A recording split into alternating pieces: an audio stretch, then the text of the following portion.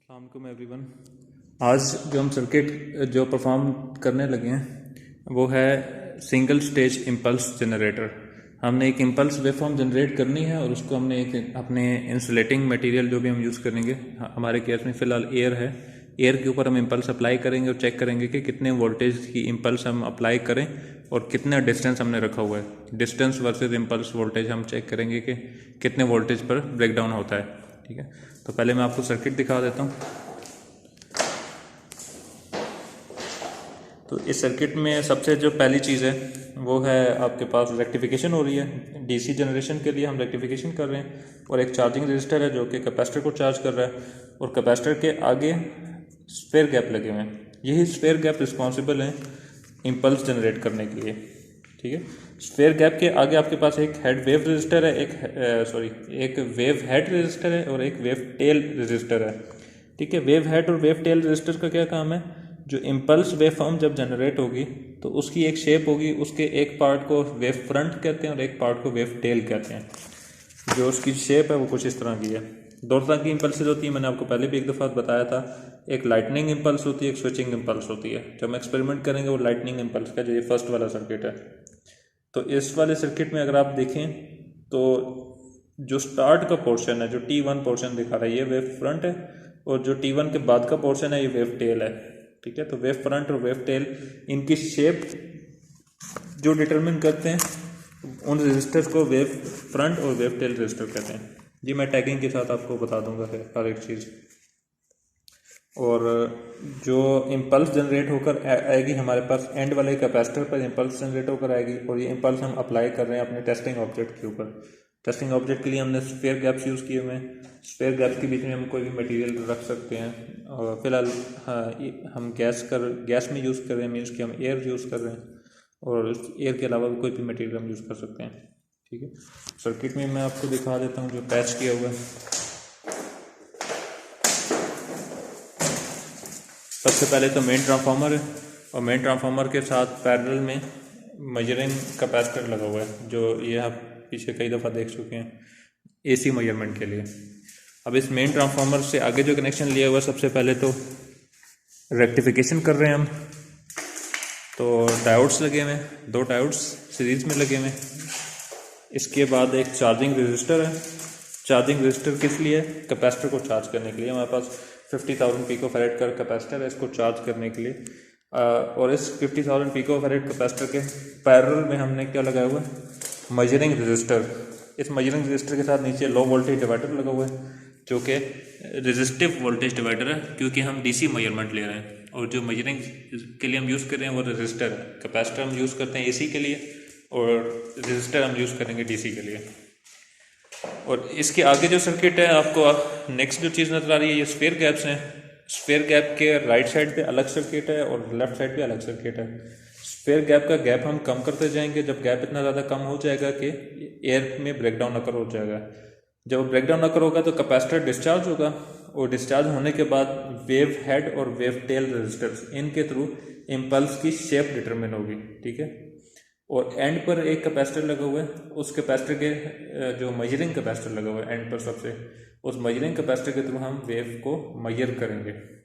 और ये जो ब्लैक कलर की आपको केबल नज़र आ रही है, इसके थ्रू हमने स्फीयर गैप कनेक्ट किए हुए हैं। इन स्फीयर गैप्स के ऊपर हम अपना कोई भी इंसुलेटर मटेरियल इनके बीच में यूज़ करके उसकी स्ट्रेंथ को मेजर कर सकते हैं।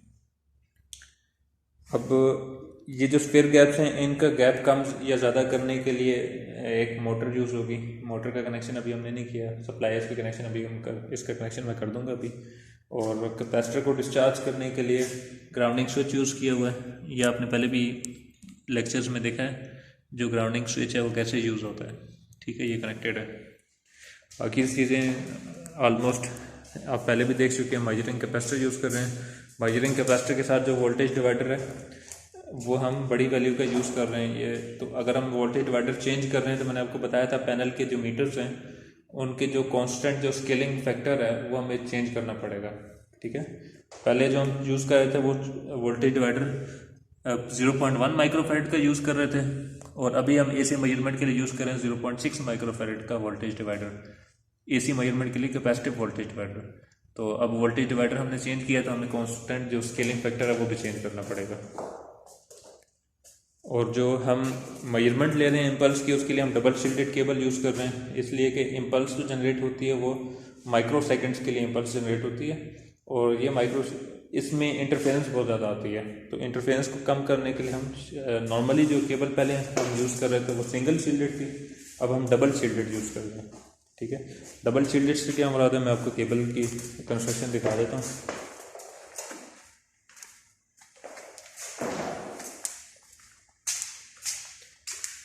ये वो डबल शील्डेड केबल है।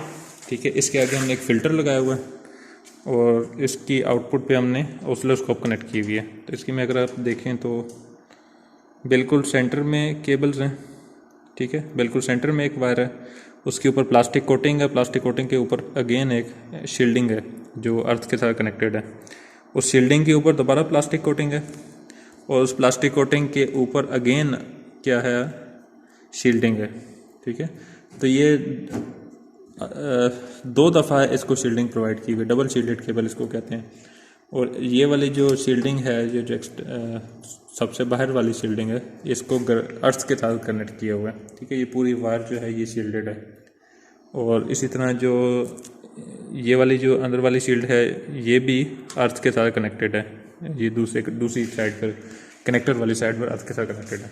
इसको हमने डायरेक्टली क्या किया हुआ है, ऑसिलोस्कोप को कनेक्ट किया हुआ है। जो हम इम्पल्स की वेव फॉर्म है वो ऑसिलोस्कोप पर मेजर करेंगे, और कितने वोल्टेज पे इम्पल्स जनरेट हुई है वो हम डीसी और एसी के मेजरमेंट्स हम पैनल के मीटर्स और एक्सटर्नल वोल्ट मीटर यूज़ करके मेजर कर लेंगे। अच्छा, तो जो हम सिंगल स्टेज इम्पल्स का एक्सपेरिमेंट परफॉर्म करना चाह रहे थे, उसमें से कुछ इश्यूज आ रहे थे।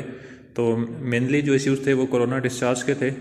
तो कोरोना डिस्चार्जेस कोरोना लॉस बहुत ज़्यादा हो रहा था हमारे जो जॉइंट्स थे उनके बीच में। और चूँकि हमारा सेटअप जो था वो बहुत टाइटली हमने सर्किट पैच अप किया हुआ था, तो फिर इसको थोड़ा स्प्रेड करके हमने सर्किट बनाया। स्प्रेड करने की वजह से हमारे कोरोना लॉस थोड़ा सा कम हो गया।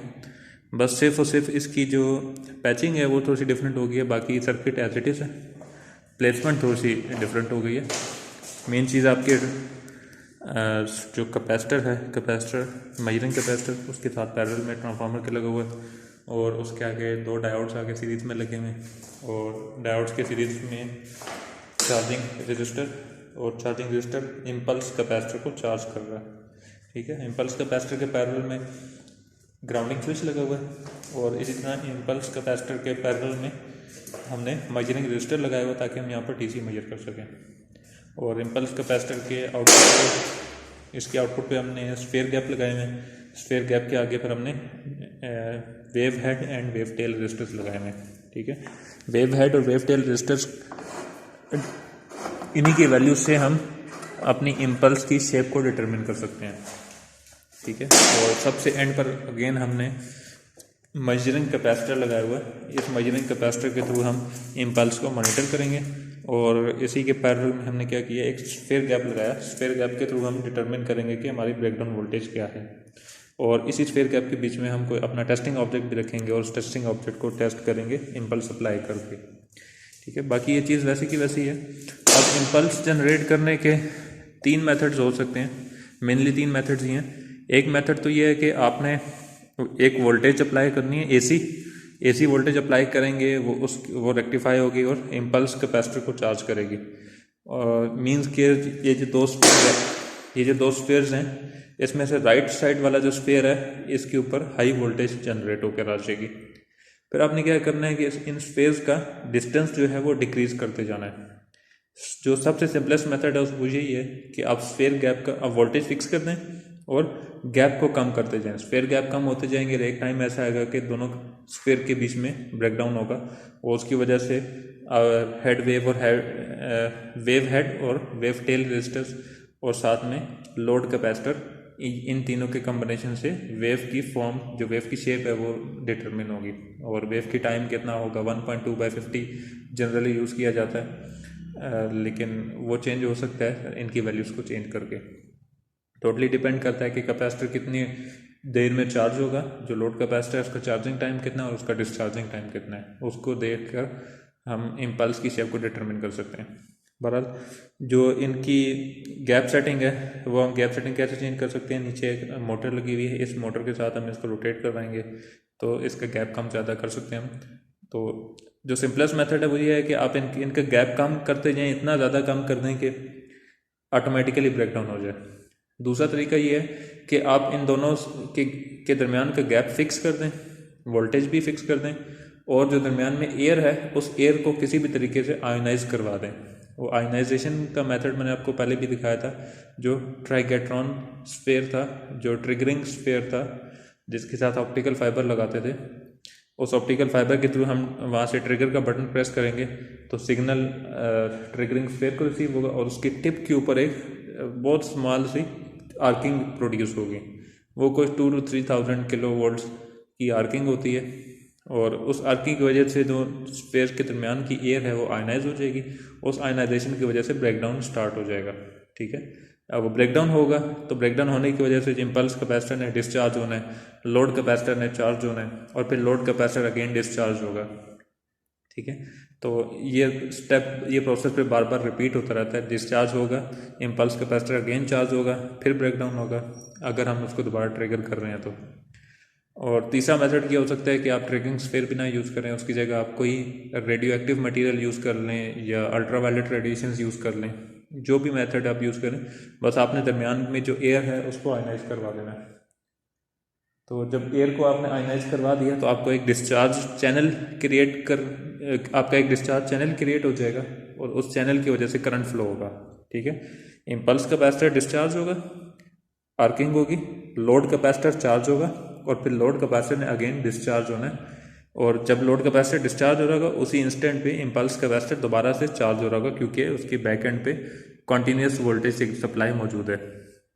ठीक है, अब अगर हमने लोड कैपेसिटर के पैरेलल में एक स्फीयर गैप लगाया हुआ है तो होगा क्या कि स्फीयर गैप के बीच में अगेन एयर मौजूद है। तो अगर तो ये हमने गैप इतना ज़्यादा रखा हुआ है कि इम्पल्स की वोल्टेज जब हम अप्लाई कर रहे हैं इस पर, तो जो एयर गैप है उसमें आयनाइजेशन इतनी स्ट्रांग नहीं हो रही, डिस्चार्ज चैनल क्रिएट नहीं हो रहा, तो ब्रेकडाउन इसमें नहीं होगा। ठीक है, तो आपको नॉर्मल जो इम्पल्स है उसी की वेव फॉर्म आपको एज इट इज़ नज़र आएगी। लेकिन अगर आप इसका गैप कम कर देते हैं तो गैप कम करने की वजह से ये होगा कि इसके अंदर भी ब्रेक डाउन होगा। ठीक है, एक ब्रेक डाउन आपको इस वाले स्फीयर गैप में नज़र आएगा और एक ब्रेक डाउन आपको ये वाला दूसरे स्पार्क गैप में नज़र आएगा। तो इसमें जैसे ही ब्रेक डाउन होगा तो जो आपका लोड कैपेसिटर ये फ़ौरन से डिस्चार्ज हो जाएगा। ठीक है, तो पहले तो इसका मतलब ये है कि जो पहले डिस्चार्जिंग की कर्व थी, जो कि कैपेसिटर थोड़ा सा टाइम ले रहा था डिस्चार्ज होने में, अब ये फ़ौरन से डिस्चार्ज हो जाएगा। ठीक है, आपको एक वेवफॉर्म में नजर आएगा कि वोल्टेज मामूली सी हल्की सी राइज कर रही है।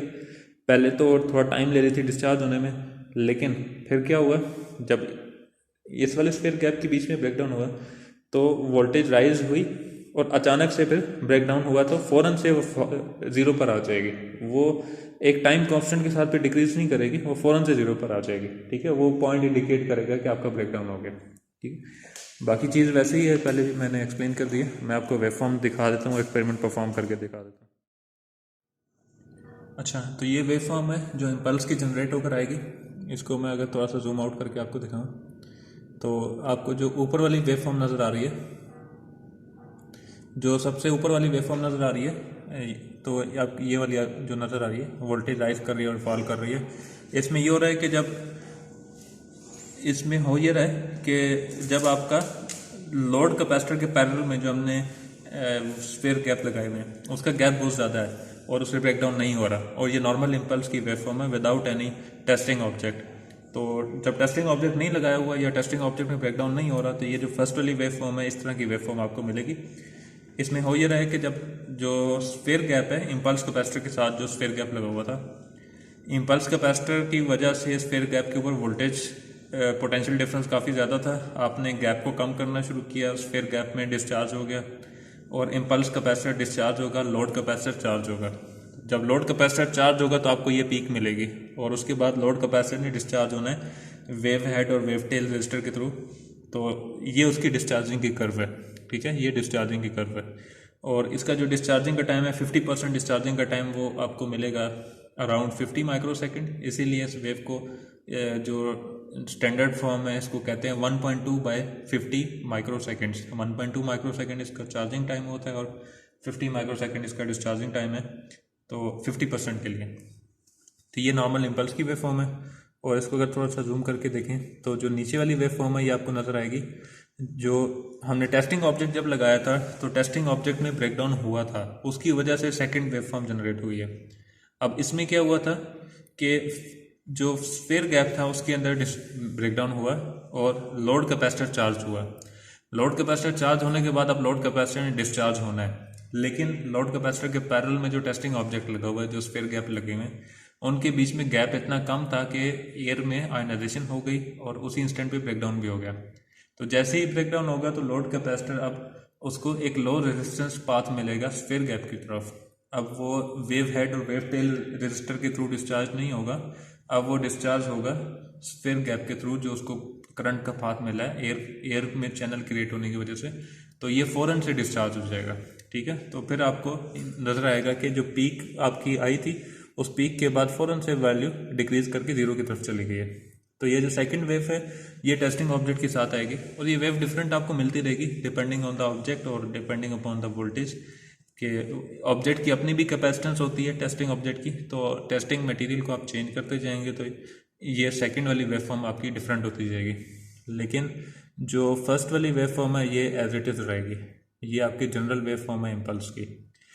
ये हम सिंगल स्टेज में परफॉर्म कर रहे हैं। डबल स्टेज में जब हम इम्पल्स करते हैं या मल्टीपल स्टेजेस जब हम कैस्केड में ज्वाइन करते हैं इम्पल्स जनरेट करने के लिए, तो उसमें सिर्फ उसे फ़ायदा ये होगा कि जो वोल्टेजेस हैं वो आपको ज़्यादा मिलते रहेंगे। जैसे मैंने आपको वीडियो लेक्चर शेयर किया था उसमें भी यही हो रहा था। उस मार्क्स जनरेटर जो था मल्टीपल स्टेज इम्पल्स जनरेटर, उसमें भी यही चीज़ थी कि फर्स्ट स्टेज में इम्पल्स जनरेट कर रहे थे, उसकी वजह से सेकंड स्टेज में इम्पल्स आ रही थी, उसके थर्ड स्टेज में इम्पल्स आई थी। वो ट्रैवल करते करते फिर आखिरी स्टेज पर इम्पल्स एयर के थ्रू क्रॉस होकर ग्राउंड की तरफ फ्लो कर रहा था करंट। तो जितनी ज़्यादा स्टेजेस हम लगाते जाएंगे कैस्केड में वोल्टेज उतने ज़्यादा एड अप होते जाएंगे। अभी ये सिंगल स्टेज है, अगर अब इसको डबल स्टेज करेंगे तो आपको वोल्टेज 2 टाइम्स ज़्यादा मिलेंगे इम्पल्स के। जैसे ही आपको अभी पीक नज़र आ रही है, कर्सर ऑन करके इसको चेक करें आप, तो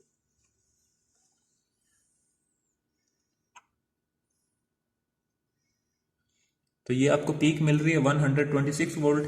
ये पीक वोल्टेज आपको मिल रही है जो वोल्टेज डिवाइडर लगाया हुआ है उसके थ्रू, ठीक है। तो वोल्टेज डिवाइडर के थ्रू पीक मिल रही है। अब इसको, ये वोल्ट्स में है, इसको हमने किलो वोल्ट्स में कन्वर्ट करना है, तो इसको हमें स्केल अप करना पड़ेगा, ठीक है। वो स्केलिंग फैक्टर मैं आपको बता दूंगा वो क्या है। उसके साथ आप मल्टीप्लाई करेंगे तो आपको किलो वोल्ट्स में वैल्यू मिल जाएगी, तो आपको पता चल जाएगा कि वोल्टेज कितने थे, पीक वोल्टेज कितने यहाँ पर जनरेट हुए थे इम्पल्स के। दूसरा मेथड क्या है? दूसरा मेथड ये है कि वोल्टेज मेजरमेंट का, आपको याद होगा हमने वोल्टेज मेजर किए थे स्फीयर गैप के थ्रू एक्सपेरिमेंट नंबर 1 में और एक्सपेरिमेंट नंबर 3 में कैलिब्रेशन की थी। तो एक्सपेरिमेंट नंबर 1 में क्या बताया था कि आप टेबल में चेक करते हैं कि आपने गैप कितना रखा हुआ है और उसके अगेंस्ट ब्रेकडाउन वोल्टेज क्या है। आपको ब्रेकडाउन वोल्टेज पता चल गया, लेट सपोज 25 मिलीमीटर का गैप मैंने सेट किया हुआ था अभी, तो उसके against breakdown voltage suppose 20 kilo volt थे, वो आइडियल कंडीशन पर थे।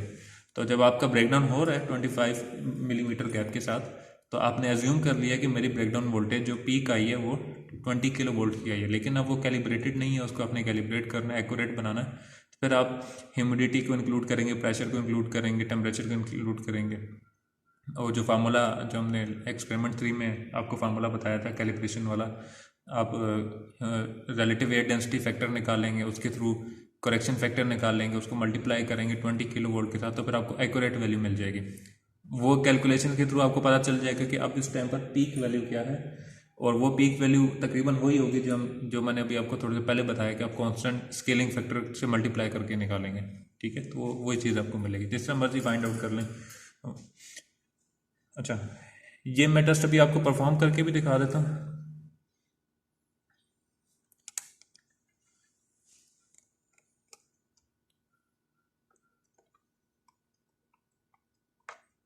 क्योंकि हमारी जो वेवफॉर्म है वो उसका peak to half time, peak से लेके हाफ टाइम जो डिस्चार्जिंग टाइम है वो 50 में माइक्रो सेकेंड है। तो मैंने जो स्केलिंग रखी हुई है 100 माइक्रो सेकेंड की स्केलिंग रखी हुई है। अच्छा, पहले मैं आपको वेवफॉर्म दिखा देता हूँ, उसके बाद फिर मैं एक्सपेरिमेंट जो पैच किया हुआ है उसकी तरफ ले जाऊँगा कि वहाँ पर कैसे नज़र आती है इम्पल्स। प्रोसीजर वही है, सबसे पहले आपने ग्राउंडिंग को रिमूव करना है और पावर ऑन करनी है, उसके बाद वोल्टेज बढ़ाते जाना है।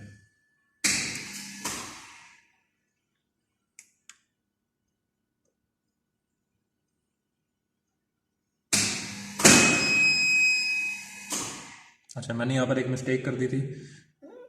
सबसे इम्पोर्टेंट जो चीज़ है, ग्राउंडिंग को रिमूव करना बहुत ज़रूरी है। मैंने अर्थिंग रॉड को रिमूव नहीं किया, अर्थिंग रॉड को रिमूव करना बहुत ज़रूरी है।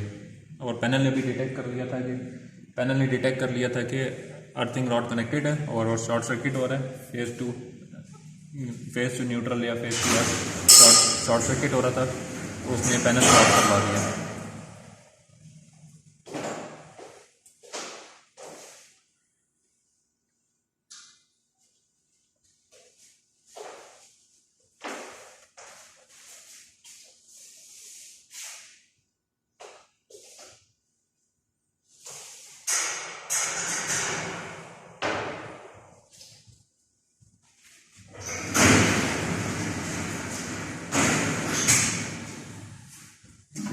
दोबारा से रिपीट करते हैं, ग्राउंडिंग स्विच को रिमूव कर दी और पावर ऑन कर रहे हैं।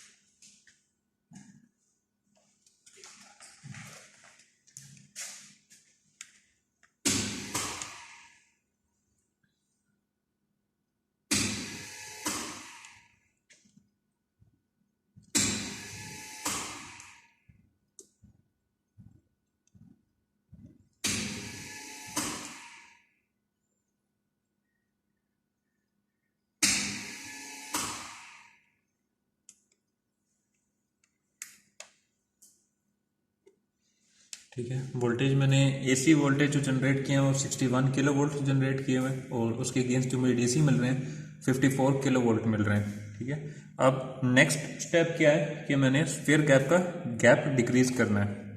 ठीक है, तो गैप डिक्रीज करते हैं। गैप डिक्रीज करेंगे, एक टाइम आएगा कि ब्रेकडाउन हो जाएगा। अगर वेवफॉर्म नहीं आती तो आप इसको दोबारा रिपीट कर लें, वेवफॉर्म आ जाएगी। तो ये सिंगल स्टेज की इम्पल्स है जो कि अभी हमने जनरेट किया है। ये विदाउट टेस्टिंग ऑब्जेक्ट है, मींस कि टेस्टिंग ऑब्जेक्ट में भी ब्रेकडाउन नहीं हुआ, क्योंकि हमने जो टेस्टिंग ऑब्जेक्ट है वो हमारे बेसिकली स्फीयर गैप्स ही हैं, तो उनका हमने गैप बहुत ज़्यादा रखा हुआ है।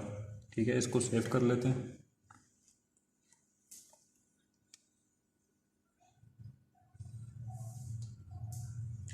अच्छा, अगेन यही प्रोसीजर फॉलो करना है हमने, और टेस्टिंग ऑब्जेक्ट के साथ आप टेस्टिंग ऑब्जेक्ट में भी हम ब्रेकडाउन करवाएंगे।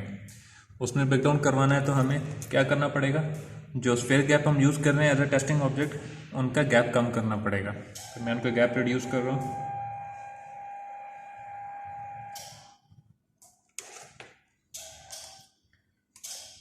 अप्रोक्सीमेटली 15 मिलीमीटर मैंने गैप सेट किया।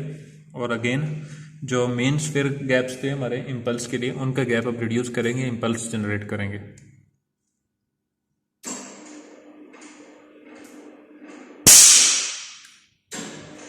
ठीक है, इसको अगर जूम इन करके देखें तो आपको एक वेव फॉर्म नज़र आएगी।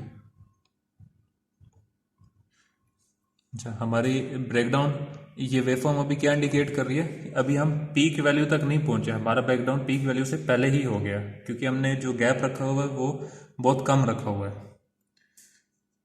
थोड़ा सा गैप बढ़ाकर दोबारा परफॉर्म करते हैं।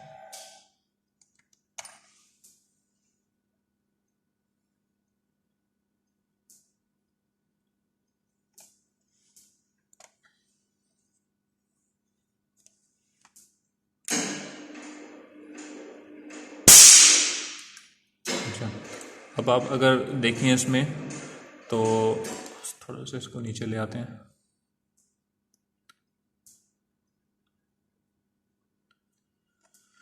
इसको भी सेव कर लेते हैं।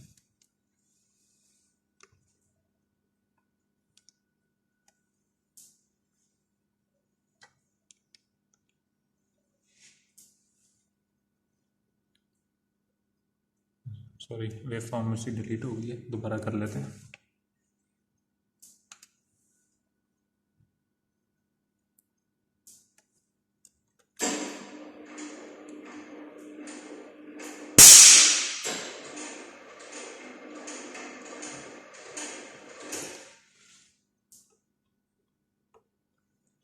इसमें अगर आप गौर करें तो अब मैंने क्या किया, स्फीयर गैप का जो टेस्टिंग ऑब्जेक्ट था उसका मैंने गैप बढ़ा दिया है। अब गैप बढ़ाने से क्या होगा, उसकी ब्रेकडाउन वोल्टेज अब हमें ज़्यादा चाहिए होगी। ठीक है, तो ब्रेकडाउन वोल्टेज अब हमें ज़्यादा चाहिए, तो इसका मतलब है कि अब हमारा लोड कैपेसिटर है वो ज़्यादा वैल्यू तक चार्ज होगा, और उसके ऊपर जब ज़्यादा वोल्टेज आएंगे तो अपने रिक्वायर्ड ब्रेकडाउन वोल्टेज के ऊपर जाकर ब्रेकडाउन हो जाएगा। ठीक है, जैसे अभी हम ऑलमोस्ट पीक वैल्यू तक गए हैं, उसके बाद फ़ौरन से जब ब्रेकडाउन हुआ तो डिक्रीज करके 0 तक आ गया। ठीक है, थोड़ी सी आपको लाइन नज़र आ रही है, क्योंकि कुछ ना कुछ जो आपके टेस्टिंग ऑब्जेक्ट होते हैं उनकी इंटरनल कैपेसिटेंस भी होती है, कुछ वैसे एयर गैप की वजह से कैपेसिटेंस वैसे भी जनरेट हो जाती है। तो ये आपको जो स्पाइक नज़र आ रही है नीचे, ये पॉइंट वो इंडिकेट कर रहा है कि इस पॉइंट पर आपका ब्रेकडाउन हुआ है। ठीक है, ये तो इम्पल्स आपने जनरेट कर ली। इसको अगर जूम आउट करके देखेंगे तो आपको नज़र आएगा कि ऑलमोस्ट आपकी पीक वैल्यू के करीब जाकर ब्रेकडाउन हो गया।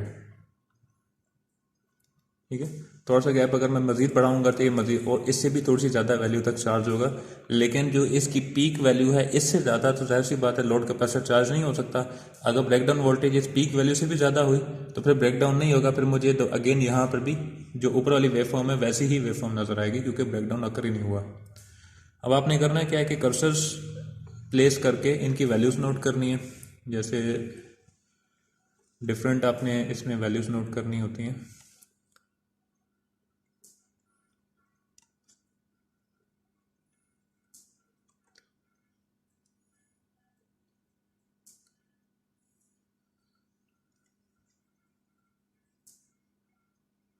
इसमें अगर आप देखें तो शुरू में थोड़ी सी नॉइज़ है, तो हम इस नॉइज़ को इग्नोर करके थोड़ा सा आगे जहाँ पे नॉइज़ नहीं है वहाँ से रीडिंग ले सकते हैं। तो हम अपने ओरिजिन को शिफ्ट कर रहे हैं, थोड़ा सा आगे ले जा रहे हैं।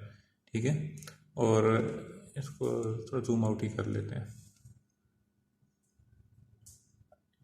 बेसिकली आपने जो रीडिंग्स लेनी है एक आपने ये चेक करना है कि आपकी 90% वैल्यू कहाँ पर मिलेगी आपको।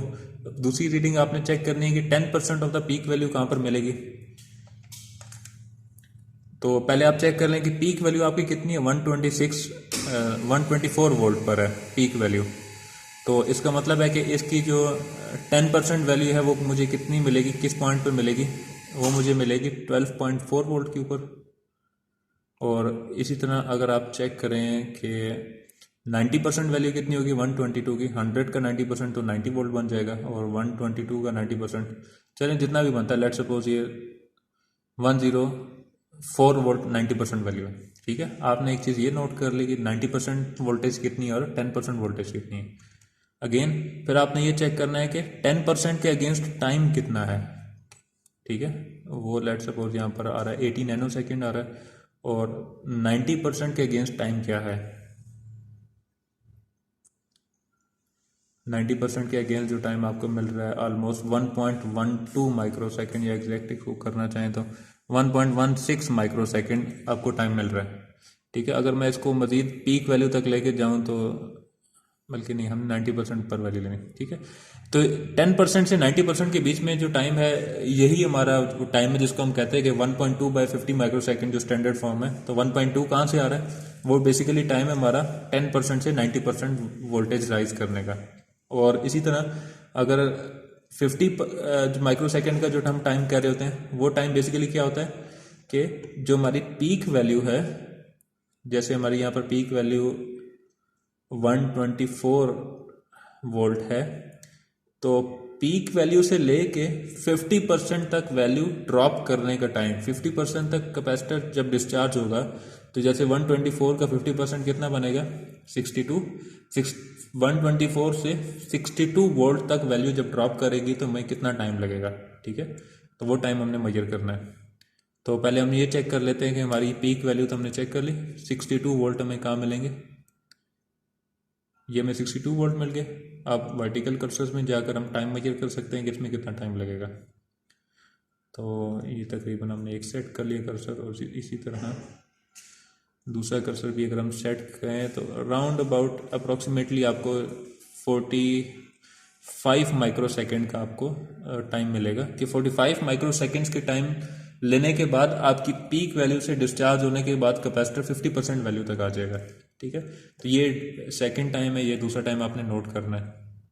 यही चीज़ हम मेंशन कर रहे होते हैं कि जो स्टैंडर्ड इम्पल्स की वेव फॉर्म है वो क्या है, 1.2/50 माइक्रो सेकेंड। 1.2 उसका राइज टाइम है 10% से 90% तक, और 50 माइक्रो सेकेंड उसका फॉल टाइम है, वो पीक वैल्यू से लेके 50% टाइम तक। ठीक है, अच्छा, जब ये कर लेंगे तो बाकी फार्मूले हैं, फार्मूले में वैल्यूज पुट करनी है और आपने एफिशिएंसी कैलकुलेट करनी है, और वो थ्योरेटिकल पार्ट है, वो मैं आपको फार्मूले बता दूंगा। अच्छा, इसके बाद मैं आपको दिखाता हूँ कि इम्पल्स देखने में कैसी लगती है हार्डवेयर के ऊपर।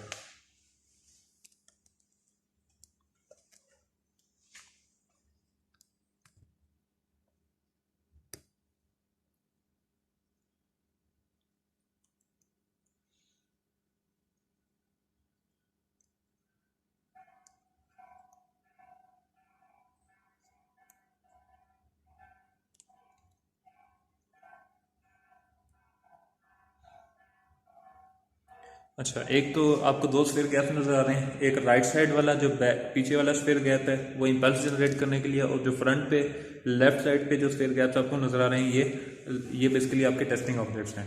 ठीक है, थोड़ा सा इसको नीचे कर लेते हैं ताकि आपको गैप भी नजर आए कितना है।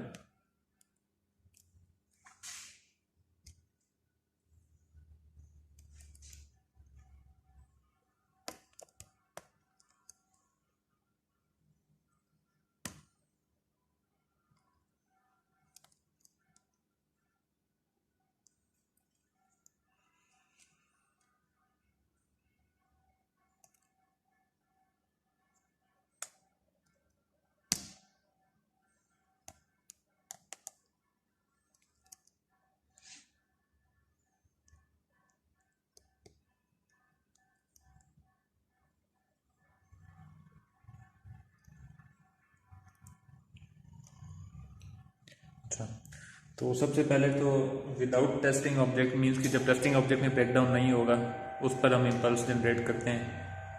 तो मैंने टेस्टिंग ऑब्जेक्ट का गैप बहुत ज़्यादा कर दिया, 51 मिलीमीटर कर दिया। और अब हम क्या करेंगे कि वोल्टेज बढ़ाएंगे। स्फेयर गैप जो है इनको मैं इनका गैप ज़्यादा कर देता हूँ ताकि इनमें ब्रेकडाउन ना हो जाए। ठीक है, अब वोल्टेज बढ़ाएंगे।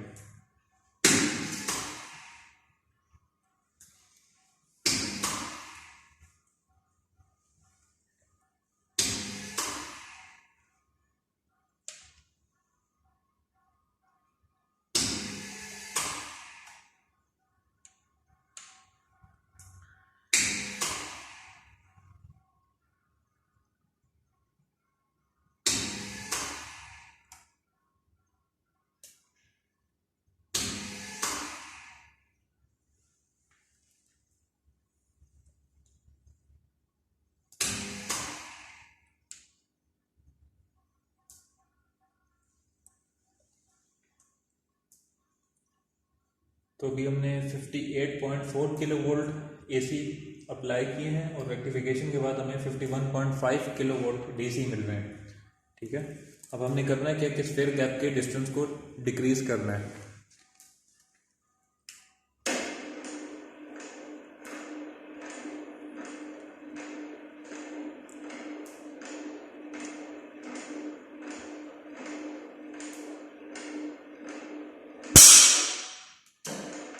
ठीक है, तो अभी हमारा जो टेस्टिंग ऑब्जेक्ट है उसमें ब्रेकडाउन नहीं हुआ, सिर्फ और सिर्फ जो ब्रेकडाउन हुआ है हमारे जो स्फीयर गैप्स हैं उन्हीं के बीच में हुआ है। और इसकी वेवफॉर्म मैंने पहले आपको दिखाई है, दोबारा दिखा देता हूँ।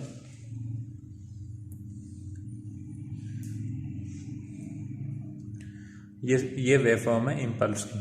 ठीक है, ये without breakdown in testing object. ठीक है, अब टेस्टिंग ऑब्जेक्ट के साथ भी आपको करके दिखा देता हूँ। दोनों की शेप डिफरेंट होती है।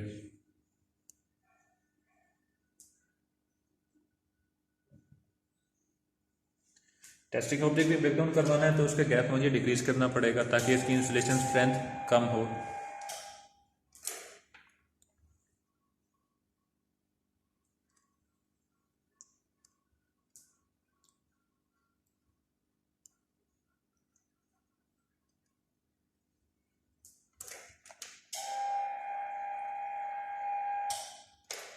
जैसे भी मैंने गैप इसका रख दिया तकरीबन 15 मिलीमीटर का गैप मैंने रखा हुआ, 15.5 मिलीमीटर का।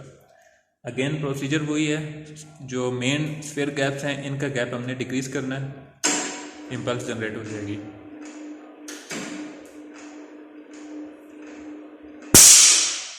ठीक है, अब आपने नोटिस किया होगा कि ब्रेकडाउन दोनों साइड्स पर हुआ था, मेन स्फीयर गैप में भी हुआ था और टेस्टिंग ऑब्जेक्ट में भी हुआ था। एक दफ़ा दोबारा कर लेते हैं इसको।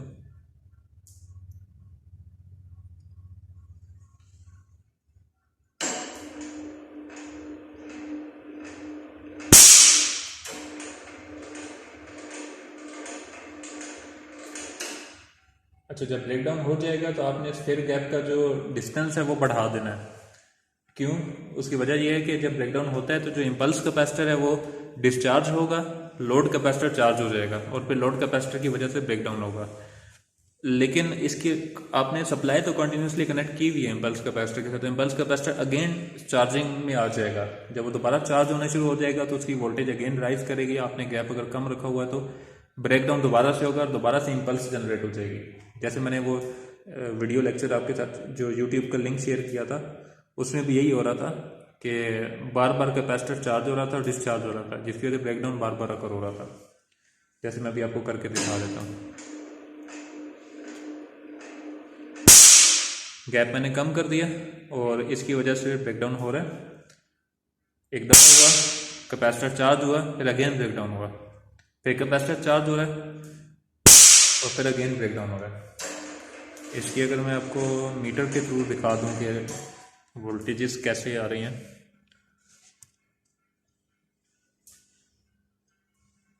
तो अगर आप चेक करें अभी कैपेसिटर चार्ज है और मैं गैप को कम करता हूँ,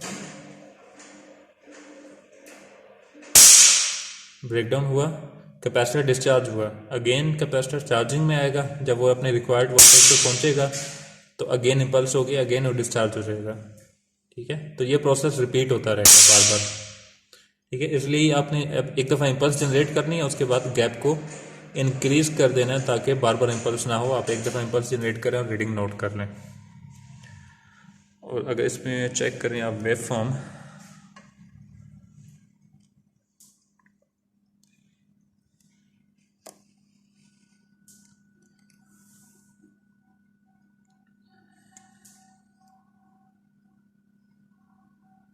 तो वेव फॉर्म अभी आपको इतनी अच्छी नज़र नहीं आएगी क्योंकि ब्रेकडाउन वोल्टेज कम मिली है हमें, क्योंकि हमने गैप को काफ़ी ज़्यादा कम कर दिया। गैप जब हम काफ़ी ज़्यादा कम कर देंगे तो हमें अच्छी वेव फॉर्म नहीं मिलेगी, ब्रेकडाउन हमारा जल्दी हो जाएगा। तो इसको रिपीट करते हैं अगेन, हम गैप को ज़्यादा बढ़ाकर।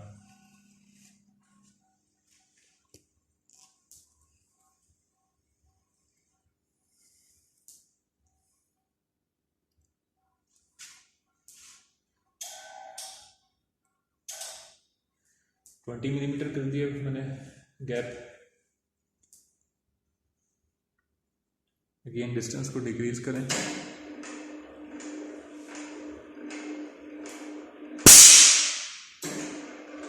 दोनों साइड्स पर ब्रेकडाउन हुआ और गैप को अगेन आप इंक्रीज कर दें ताकि बार बार ब्रेकडाउन ना हो। और अगर आप यहाँ देख चेक करें वेव फॉर्म,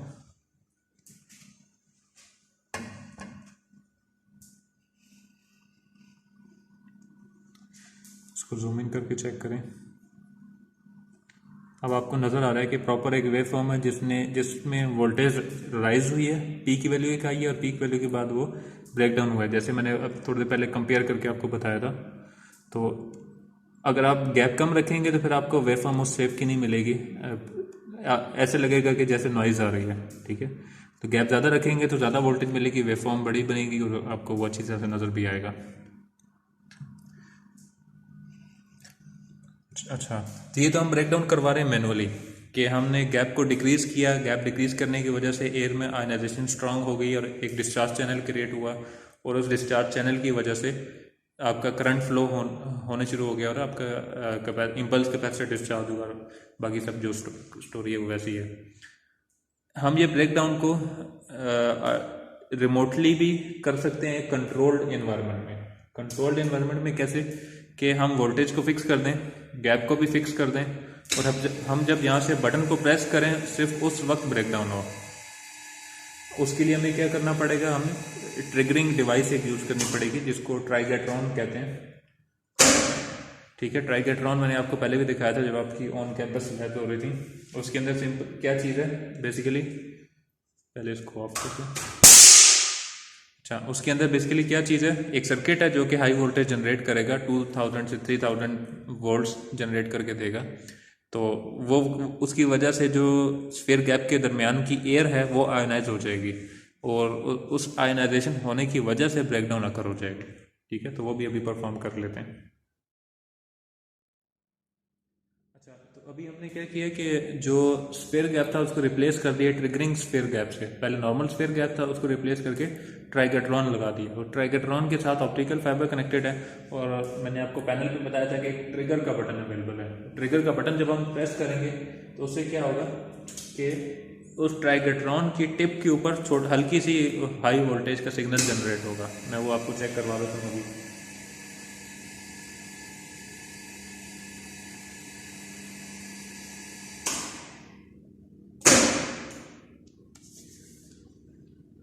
पैनल के ऊपर जो ट्रिगर का बटन है, ये आपको याद होगा मैंने दिखाया था।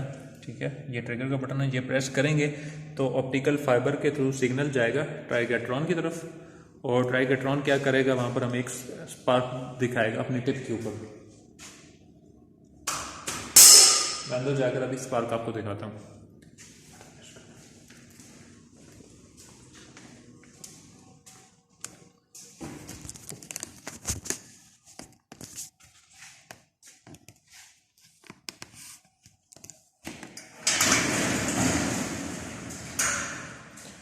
ग्राउंडिंग स्विच को मैंने कनेक्ट कर दिया, और एडिशनल प्रोटेक्शन के लिए मैं अर्थिंग रॉड से भी इसको डिस्चार्ज कर रहा हूँ।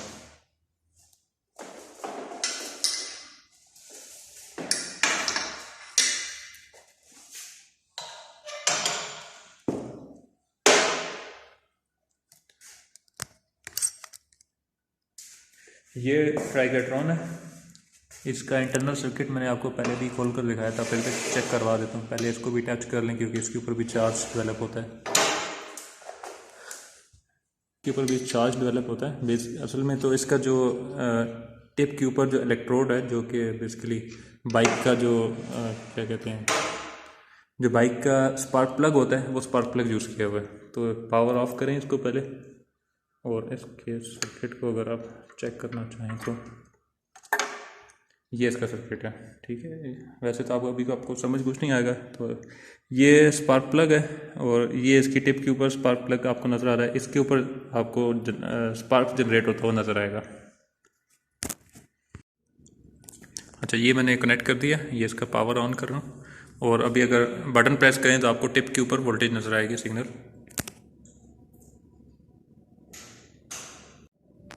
अच्छा, तो ये ट्रिगरिंग स्पेयर है, अगर इस पर हम ट्रिगर करें वहाँ से तो ये टिप के ऊपर आपको नज़र आएगा, हल्का सा स्पार्क पैदा हो रहा है, और यही स्पार्क काफ़ी है इनिशियलाइज करवाने के लिए ब्रेकडाउन, ठीक है। चलें अब आपको बाकी सर्किट, बाकी एक्सपेरिमेंट दिखाते हैं।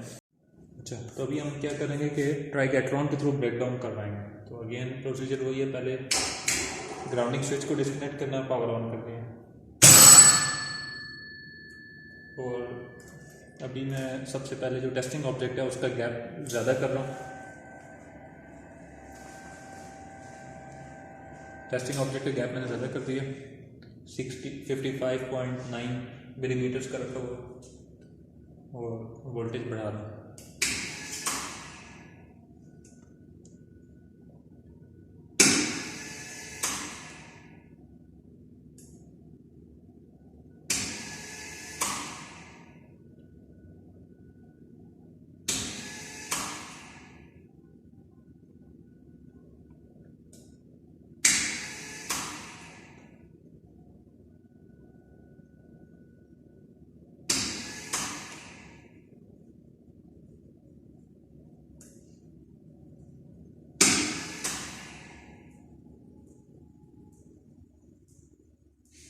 तो अभी मैंने AC किलो वोल्ट जो अप्लाई किए हैं वो 62.4 किलो वोल्ट AC अप्लाई किए हैं, और उसके अगेंस्ट मुझे DC मिल रहे हैं 50 अप्रॉक्सीमेटली 55 किलो वोल्ट DC मिल रहे हैं, लेकिन अभी कोई ब्रेकडाउन नहीं हो रहा। और अब मैं करूँगा क्या, अब मैं गैप कम नहीं करूँगा, मैंने गैप एक फिक्स रखा हुआ है, वोल्टेज भी एक फिक्स रखे हुए हैं, और करना मैंने क्या है कि जो मैंने ट्रिगरिंग डिवाइस लगाई है उसके थ्रू मैंने ब्रेकडाउन को इनिशियलाइज करवाना है। तो यहाँ पर मैं ट्रिगर का बटन जब प्रेस करूँगा तो ब्रेकडाउन हो जाएगा, ठीक है। एक दो दोबारा कर लेते हैं, मैं बटन प्रेस कर, ब्रेकडाउन नहीं हुआ। अगर ब्रेकडाउन नहीं हो रहा तो इसका मतलब है कि आपका गैप बहुत ज़्यादा है, आप थोड़ा सा गैप को कम भी कर सकते हैं। चलो मामूली से गैप कम करें, और अगेन ट्रिगर का बटन प्रेस करेंगे तो ब्रेकडाउन आपका हो जाएगा, ठीक है। ये ब्रेकडाउन हुआ, और इसके अगेंस्ट वेव फॉर्म वैसे ही मिलेगी आपको जैसी पहले मिल रही थी, ठीक है। ये मैं पहले आपको दिखा चुका हूँ।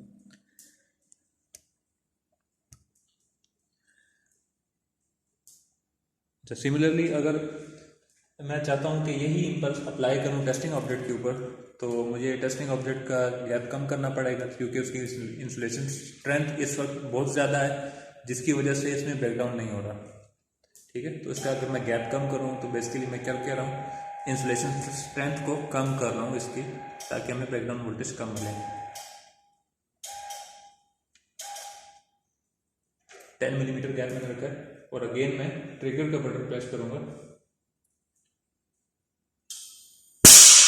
तो आप दोनों साइड्स पर ब्रेकडाउन हो गए, ठीक है। और मैंने कोई गैप को चेंज नहीं किया इम्पल्स जनरेट करने के लिए, गैप को मैंने फिक्स रखा हुआ था, वोल्टेज को फिक्स रखा हुआ था, बस मैंने सिर्फ क्या किया, स्फीयर गैप के दरमियान में जो एयर थी उसको आयनाइज करवाया, हल्का सा बीच में यूँ समझ लेके स्पार्क पैदा करके उसको आयनाइज करवा दी। ये आयनाइजेशन आप कोई रेडियोएक्टिव मटेरियल या अल्ट्रावायलेट रेडिएशन यूज़ करके भी कर सकते हैं, ठीक है। तो अब इस पूरे सर्किट में अब ये चल हो क्या रहा है कि इम्पल्स कैपेसिटर की वजह से एनर्जी ट्रांसफ़र हो रही है लोड कैपेसिटर की तरफ, ठीक है। लोड कैपेसिटर चार्ज हो रहा है, जीरो से अपनी मैक्सिमम एनर्जी तक चार्ज होगा, और इस ड्यूरेशन में इसके पैरेलल में जो स्पेयर गैप लगा हुआ है, अगर उसका गैप कम है, लेट्स सपोज लोड कैपेसिटर ने चार्ज होना है 20 किलो वोल्ट तक, और जो स्पेयर गैप मैंने इसके पैरेलल में लगे हुए हैं, इसकी ब्रेकडाउन वोल्टेज 10 किलो वोल्ट है, तो लोड कैपेसिटर 20 किलो वोल्ट तक चार्ज हो ही नहीं पाएगा।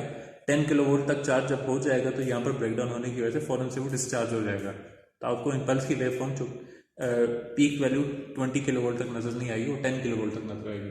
सिमिलरली अगर मैं गैप थोड़ा बढ़ा दूँ 15 kilo volt, let's suppose breakdown voltage है, इम्पल्स जो लोड कैपेसिटर है वो 15 किलो वोल्ट तक चार्ज होगा, ब्रेकडाउन होने की वजह से अगेन डिस्चार्ज हो जाएगा और 20 किलो वोल्ट तक चार्ज नहीं हो पाएगा। ठीक है, इसी तरह आप गैप को मज़ीद बढ़ा दें तो आपका लोड कैपेसिटर मैक्सिमम वोल्टेज तक चार्ज होगा, और अगर वो मैक्सिमम वोल्टेज बराबर है ब्रेकडाउन वोल्टेज के तो आपका ब्रेकडाउन भी हो जाएगा। लेकिन अगर आपकी ब्रेकडाउन वोल्टेज आपकी चार्जिंग वोल्टेज से भी ज़्यादा है तो फिर आपका ब्रेकडाउन नहीं होगा। ठीक है, ये मैं आपको करके दिखा देता हूँ।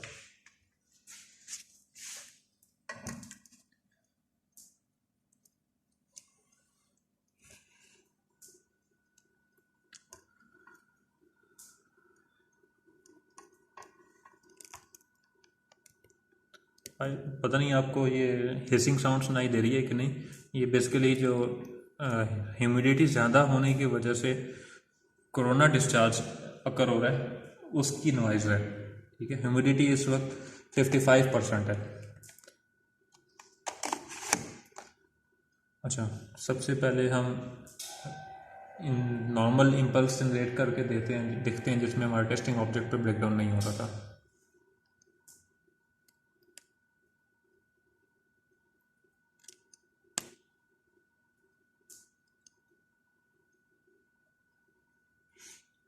ठीक है, मैंने वोल्टेज फिक्स किए मैं, और ट्रिगर का बटन मैं प्रेस करूंगा, ये नॉर्मल इम्पल्स आ गई, और इसको आप सेव कर लें। ये सेव कर लिया, इसके साथ हम कंपेयर करते रहेंगे आगे। ठीक है, और इस वक्त जो ये जो इम्पल्स जनरेट हुई है, इस वक्त आपके जो टेस्टिंग ऑब्जेक्ट था उसमें ब्रेकडाउन नहीं हुआ था, तो जो लोड कैपेसिटर है वो अपनी मैक्सिमम वैल्यू तक चार्ज हुआ और अपने टाइम कांस्टेंट के साथ डिस्चार्ज हो गया। ठीक है, अब हम क्या करेंगे कि टेस्टिंग ऑब्जेक्ट की इंसुलेशन स्ट्रेंथ को कम करेंगे ताकि हम देख सकें कि अर्ली ब्रेकडाउन कैसे होता है।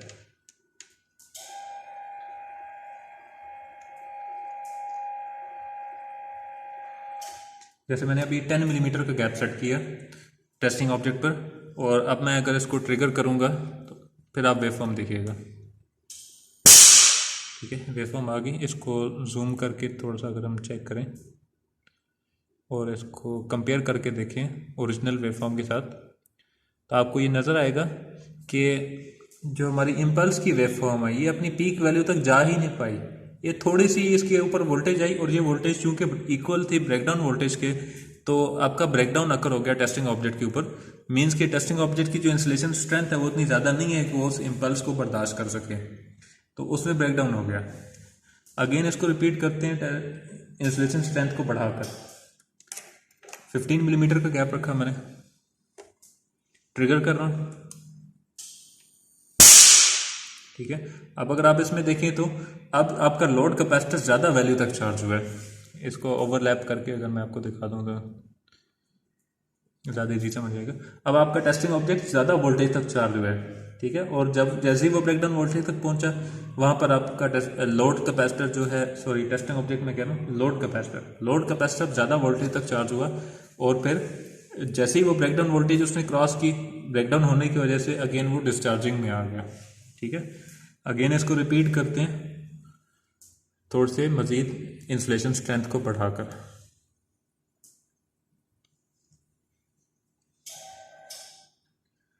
ट्वेंटी मिलीमीटर के गैप के साथ टेस्ट कर रहे हैं हम, ट्रिगर करेंगे तो ये इम्पल्स वेवफॉर्म आपको नजर आएगी। इसमें अगर आप नोट करें तो आपका जो लोड कैपेसिटर है वो ऑलमोस्ट पीक वैल्यू तक चार्ज हुआ, उसके बाद जब ब्रेक डाउन हुआ तो वो फौरन से डिस्चार्ज हो गया। ठीक है, ये आपको कंपैरिजन के तौर पे दोनों दिखा रहा हूँ।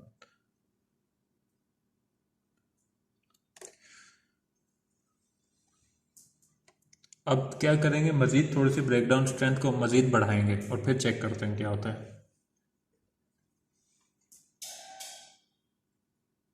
23 मिलीमीटर का मैंने गैप रखा और अब मैं दोबारा ट्रिगर कर रहा हूँ। अगेन अब आप चेक करेंगे कि अब आपकी ब्रेकडाउन जो वोल्टेज थी वो पहले से मज़ीद बढ़ा दी थी। अब कैपेसिटर मज़ीद ज़्यादा वैल्यू तक चार्ज हो पाया। ठीक है, अब कैपेसिटर आप चेक कर रहे हैं कि पीक वैल्यू तक चार्ज हुआ है, जितनी कि हमने इंपल्स जनरेट की थी वहां तक कैपेसिटर चार्ज हुआ है। उसके बाद ब्रेकडाउन हो गया, तो ब्रेकडाउन होने की वजह से फौरन से वो डिस्चार्ज हुआ है।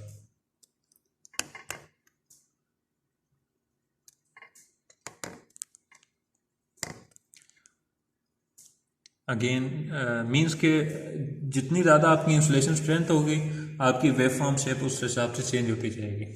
अगेन इसको रिपीट करते हैं, मजीद इंसुलेशन स्ट्रेंथ को बढ़ाते हैं। इसमें अभी 27 मिलीमीटर का गैप रखा है। अगेन अब इसको ट्रिगर करें तो अब आपको नज़र आ रहा है कि अब जो वेव फॉर्म है वो as it is original wave form के बराबर आपको नज़र आ रही है, क्योंकि इस केस में ब्रेकडाउन हुआ ही नहीं। टेस्टिंग ऑब्जेक्ट पर ब्रेकडाउन ना होने की वजह से क्या हुआ, लोड कैपेसिटर फुली वैल्यू तक चार्ज हुआ। अब उसने डिस्चार्ज होना है तो वो वेव हेड और वेव टेल रेजिस्टर के थ्रू डिस्चार्ज होगा। ठीक है, तो जो भी उसका टाइम कांस्टेंट जो भी हमने वैल्यूज रखी हुई है उस टाइम कांस्टेंट की वजह से वो डिस्चार्ज होगा और अपने टाइम पूरा करके फाइनल वैल्यू तक आ जाएगा। अगर उसको जूम करके देखेंगे कि दोनों वेव फॉर्म आइडेंटिकल नहीं है। ठीक है, ओवरलैप करके दिखा देता हूँ मैं आपको। ठीक है, ये दोनों वेव फॉर्म आइडेंटिकल है और क्योंकि अब लोड कैपेसिटर आपका जो इम्पल्स की पीक वैल्यू थी वहां तक चार्ज हुआ और वहां तक चार्ज होने के बाद अपने टाइम कांस्टेंट के हिसाब से डिस्चार्ज हो रहा है। इसका मतलब यह है कि जो आप टेस्टिंग ऑब्जेक्ट यूज कर रहे हैं उसकी इंसुलेशन स्ट्रेंथ काफ़ी ज़्यादा है और जो आप इम्पल्स अप्लाई कर रहे हैं आपका टेस्टिंग ऑब्जेक्ट उस इम्पल्स को बर्दाश्त कर रहा है। जैसे फॉर एग्जांपल आपकी ट्रांसमिशन लाइन में ट्रांसफार्मर लगे हुए हैं और लाइटनिंग इम्पल्स होती है, मींस कि बिजली गिरती है ट्रांसमिशन लाइन पे, तो एक वोल्टेज का स्पाइक जनरेट होता है और वोल्टेज का स्पाइक वो थाउजेंड ऑफ किलो वोल्ट्स में होगा। तो वो स्पाइक ट्रैवल करता हुआ जाएगा ट्रांसफार्मर तक और अब ट्रांसफार्मर की जो इंसुलेशन स्ट्रेंथ है, जैसे उसकी वाइंडिंग की इंसुलेशन स्ट्रेंथ है, ऑयल की इंसुलेशन स्ट्रेंथ है, अब वो इंसुलेशन स्ट्रेंथ बर्दाश्त कर सकती है ऐसे इम्पल्स को, लाइटिंग इम्पल्स को, कि नहीं। अगर तो वो बर्दाश्त कर लेगी तो मींस के ब्रेकडाउन नहीं होगा। फिर आपको इसी तरह की वेव फॉर्म नजर आएगी जैसे अभी डिस्प्ले में आ रही है। नॉर्मल इम्पल्स की जो वेव फॉर्म है ऐसी ही इम्पल्स आपको नजर आएगी कि वो अपनी टाइम कांस्टेंट के साथ डिके हो जाएगी। वरना अगर उसमें ब्रेकडाउन हो गया तो क्या होगा कि जैसे इससे पहले प्रीवियस जो मैंने आपको वेव फॉर्म दिखाई थी, लोड कैपेसिटर चार्ज हुआ था और चार्ज होने के बाद फौरन जब ब्रेकडाउन हुआ तो ब्रेकडाउन इंडिकेट क्या कर रहा है कि इंसुलेशन अब ब्रेक हो गई है। इंसुलेशन इतनी स्ट्रांग नहीं थी कि वो लाइटिंग इम्पल्स को बर्दाश्त कर सके। ठीक है, तो ये आपका सिंगल स्टेज इम्पल्स का एक्सपेरिमेंट है।